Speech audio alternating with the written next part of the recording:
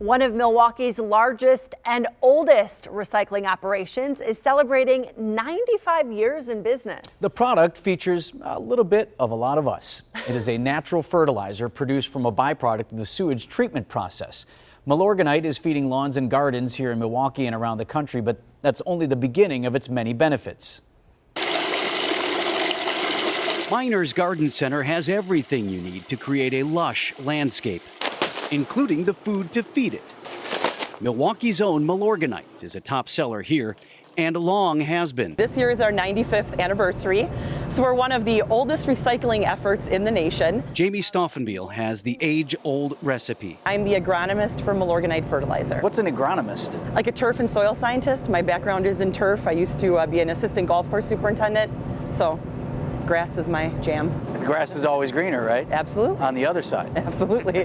For nearly 100 years, the grass has been greener, thanks to this organic nitrogen fertilizer. We call it the goof-proof fertilizer. Produced right here at the Jones Island treatment plant. So these are the aeration basins. So this is where all the microbes are eating all the organic matter at this point. So all the organic matter that comes in from the wastewater, those microbes are just being fed through the pipes here, and they're just eating up all the organic matter. What do you mean they're eating it up? Essentially just like Pac-Man, like the game Pac-Man. When Pac-Man is full, the bugs, as they call them, are filtered out of the mix and ultimately become Milorganite. Most people tend to have the misconception that Milorganite is pelletized human waste in a bag, and that's exactly what it isn't.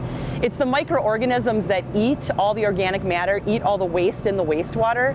We take those microbes, those bugs, and we dry them, and that's what Milorganite is. So it's essentially dried microorganisms. It's not pelletized human waste in a bag. Multiple phases add bonding agents and squeeze the water out to create these fertile flakes.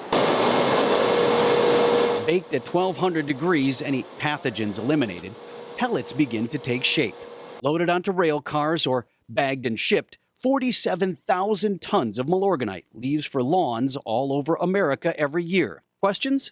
Just call Jamie. I also handle a lot of the homeowner calls that we get in, just general turf questions. People call you? Absolutely. Like just, hey, I want to put this down on my lawn. What do you recommend? We're very accessible. What do they ask you? A lot of questions. How to have the best lawn on the block. I mean, that's primarily what the questions. How can they maximize, the work that they put in to get the greenest lawn in the neighborhood? Does it just apply as often as you can then? Or It's there's a lot of... Buy as much as you can and lay it down. Throw her down, throw her down.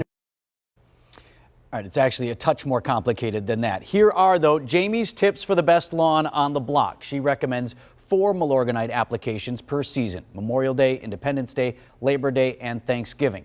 Sharp mower blades, taking off no more than 1/3 the grass blade per mow, and then making sure your grass gets at least 1 inch of water per week. Obviously not a problem this past week. Here's why Malorganite is a win for the environment and your bottom line. If it didn't recycle the material, MMSD would be sending 47,000 tons to the landfill every year, an expensive and environmentally taxing prospect.